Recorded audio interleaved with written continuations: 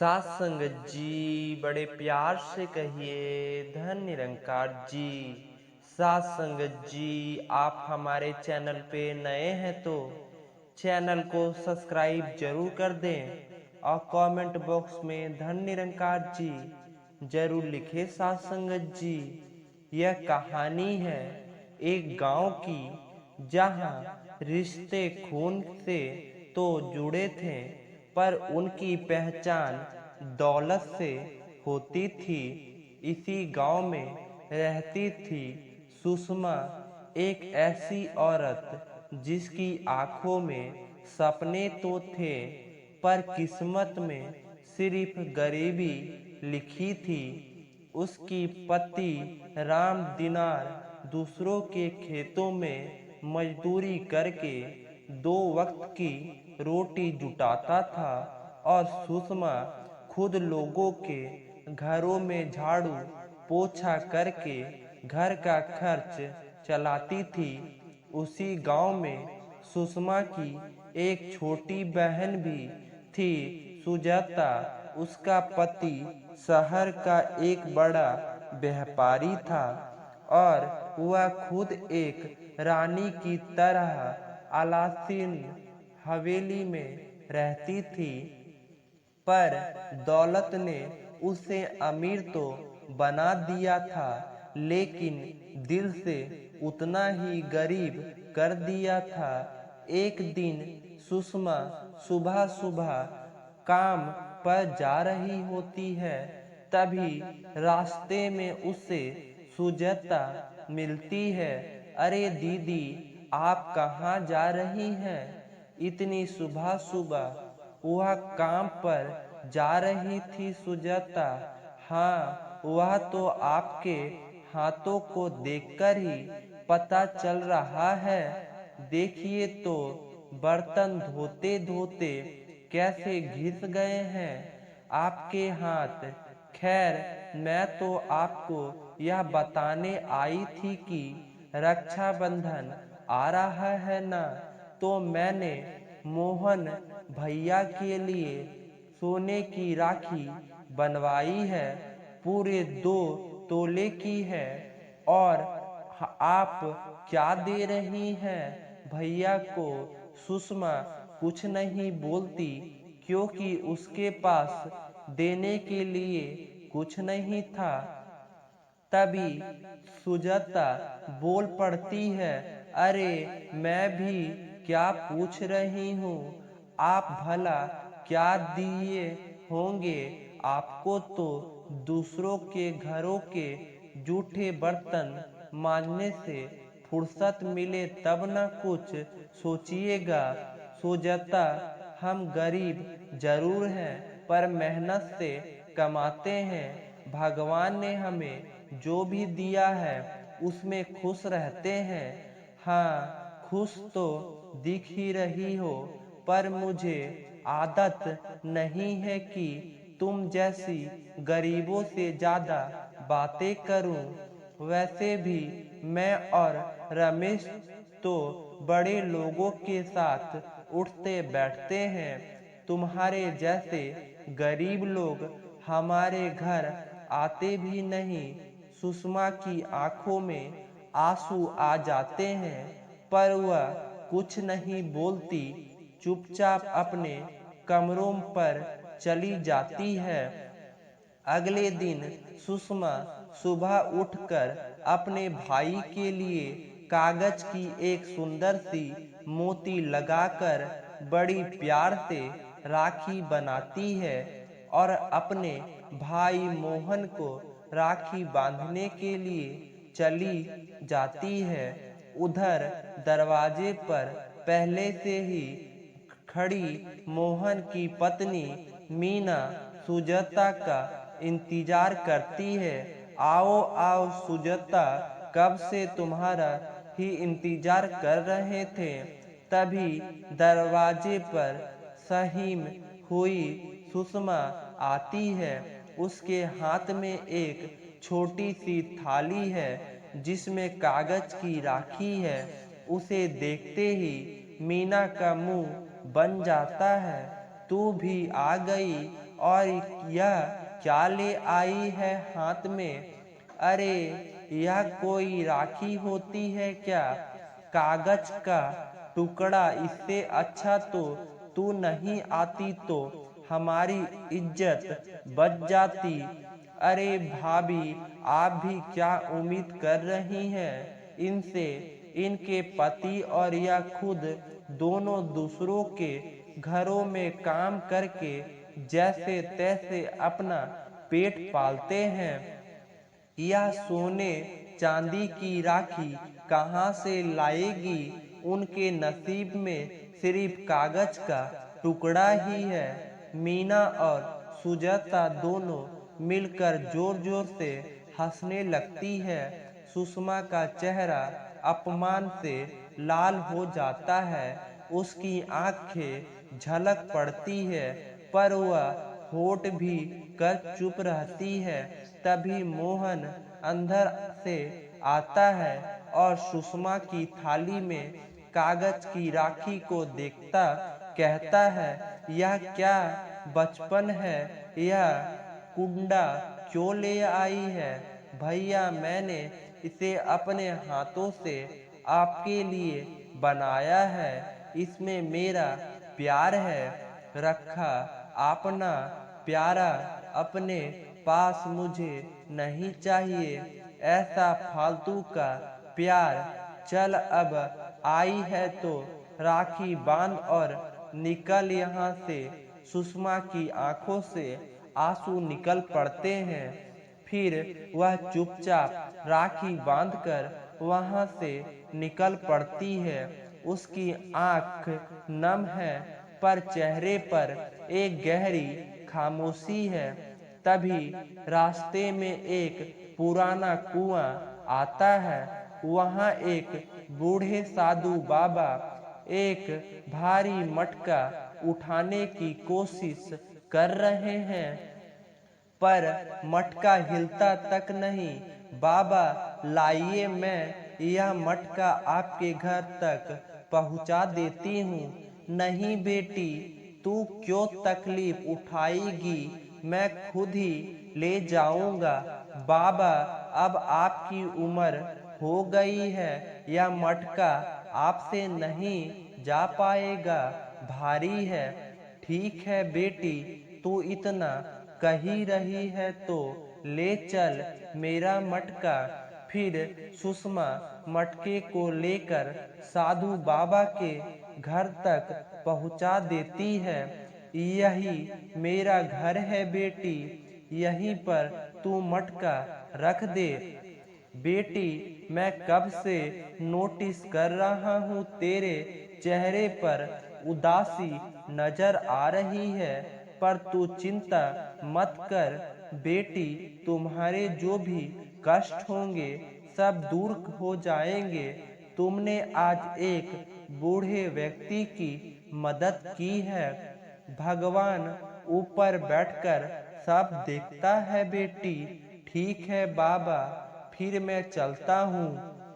रुको बेटी, तुम बहुत नेक दिल की लगती हो।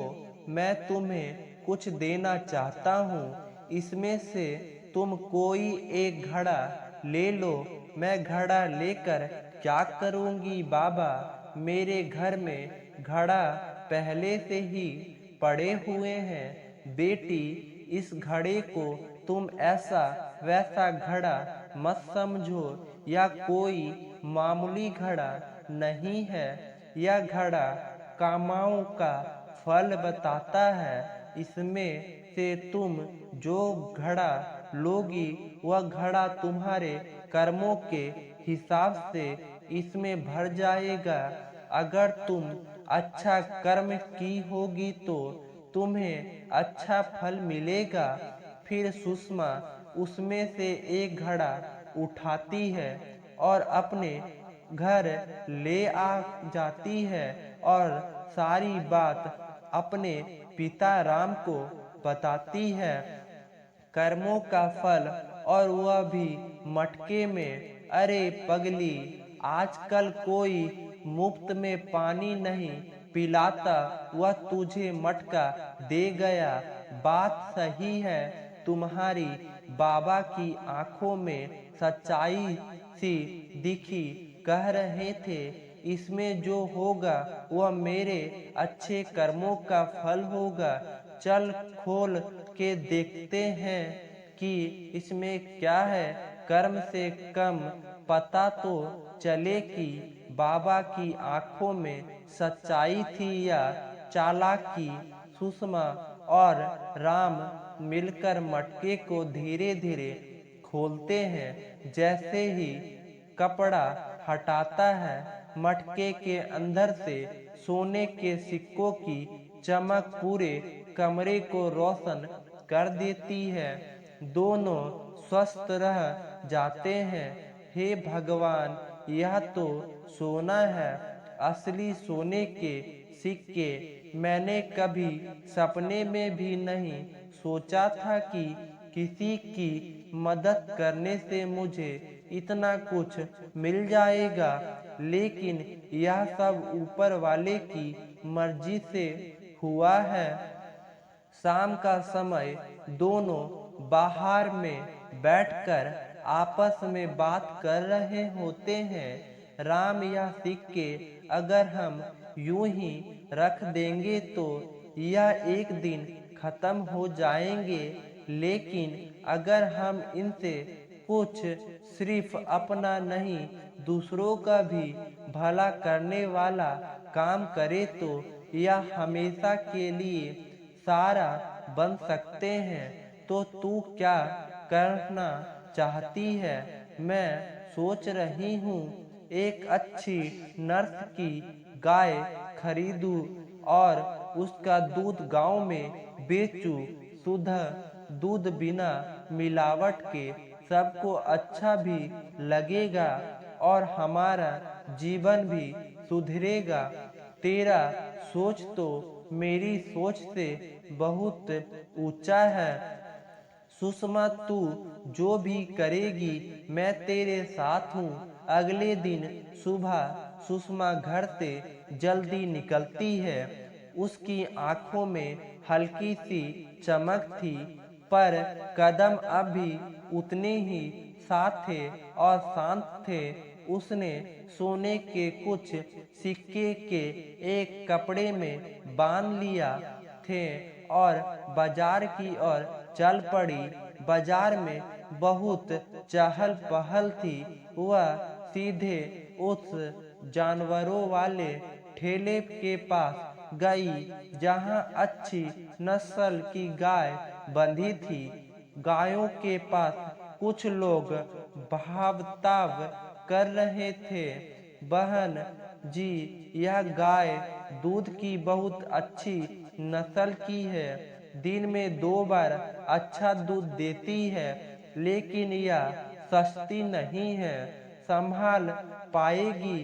गाय संभालना मुझे आता है और कीमत की चिंता मत कीजिए, मैं पूरा हिसाब दे दूंगी। सुषमा कुछ सोने के सिक्के से गाय खरीदकर घर आ जाती है। अगली सुबह वह अपने गाय का दूध निकालकर गांव-गांव बेचने निकल पड़ती। उसके हाथ में एक दूध की भारी बाल्टी थी और होठों पर एक नई उम्मीद। सुषमा की आवाज गांव की गलियों में गूंजने लगी। दूध ले लो भैया, दूध आपके गांव में आ गया है। ताजा गढ़ा दूध, दूध ले लो दूध। गांव के लोग उसकी आवाज सुनकर चौंक गए। अरे बिटिया, लगता है आज से तुम दूध बेचने लगी हो। हाँ काका, अब मैं दूध आकर व्यापार कर रही हूँ। कैसे लीटर दूध दे रही हो सुषमा बिटिया? काका, 40 लीटर दे रही हूँ। तो फिर मुझे 1 लीटर दे दो बिटिया। धीरे धीरे गांव के बाकी लोग भी सुषमा के पास आने लगे। उसकी दूध न सिर्फ गाढ़ी और मीठी थी, बल्कि कीमत भी बहुत वाजिब थी। गांव वालों को उसका दूध बहुत पसंद आने लगा।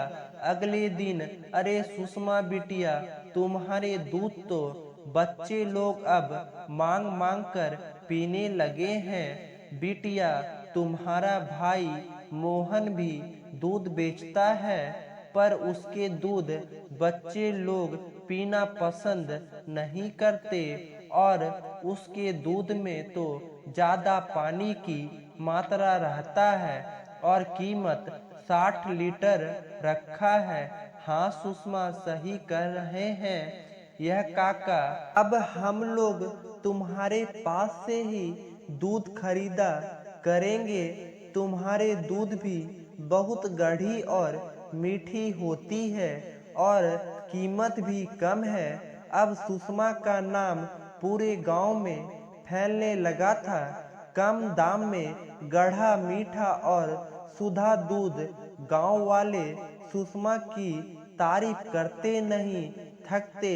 यह खबर जब उसकी बड़ी बहन सुजेता के कानों तक पहुंचती तो वह हैरान रह गई। वह सोचने लगी, अरे कल तक तो उसके पास खाने के पैसे नहीं थे, और आज दूध का व्यापार यह कैसे हो गया। जरूर भैया मोहन ने कुछ मदद की होगी। मैं आज ही भैया के घर जाती हूँ और उनसे पूछती हूँ। वह सीधा भाई मोहन के घर जा पहुँची। भैया, सच सच बताओ, कहीं तुमने सुषमा की मदद तो नहीं की? नहीं सुजाता, मैं भी यही सोच रहा हूँ। मैंने तो कुछ नहीं किया, बल्कि उसकी वजह से तो मेरा व्यापार चौपट हो गया है। लोग अब मुझसे दूध लेना पसंद नहीं करते। कहते हैं मैं पानी मिलाता हूँ, और सुषमा तो सुधा, गाढ़ा और मीठा दूध देती है। सुजाता का माथा ठक्कन गया। अरे यह तो बड़ी बात हो गई। कल तक तो उसके पास राखी खरीदने तक के पैसे नहीं थे, और आज व्यापार अचानक यह सब कैसे हो गया। सोचती हुई वह बाहर निकली, और तभी रास्ते में वही साधु बाबा मिले। बेटी, जरा यह घड़ा मेरे घर तक पहुंचा दो। बूढ़े में अब बचपन नहीं उठता। मैं आपकी नौकर हूँ क्या? खुद संभालिए अपना घड़ा। बेटी, तुम दिखने में एक और लड़की जैसी हो। वह कहीं तुम्हारी बहन तो नहीं? नाम था सुषमा। हाँ बाबा, वही मेरी बहन है, पर उसके अचानक ऐसे क्या मिला गया कि वह अमीर हो गई। फिर वह साधु बाबा ने सुजाता को सारी कहानी बता दी। सुजाता लालच में आ गई और बाबा से बोली, बाबा लाइए, आपका घड़ा मैं आपके घर तक पहुंचा देती हूँ, पर आप मुझे भी वह घड़ा दीजिएगा। फिर सुजाता ने घड़ा को उठाकर बूढ़े बाबा घर तक पहुंचा दी, और बूढ़े बाबा उसके सामने ढेर सारे घड़ा लगाकर रख दिए, और उसमें से एक घड़ा लेने को कह दिए। फिर सुषमा ने सारे घड़े में से जो सुंदर घड़ा दिख रहा था वह उठा ली, और खुशी खुशी अपने घर आ गई। अरे वह मेरे घड़े में भी अच्छा ही निकलेगा, क्योंकि मैं भी तो अच्छी ही कर्म की है। जैसे ही घड़ा खोला, उसके अंदर शोक उठ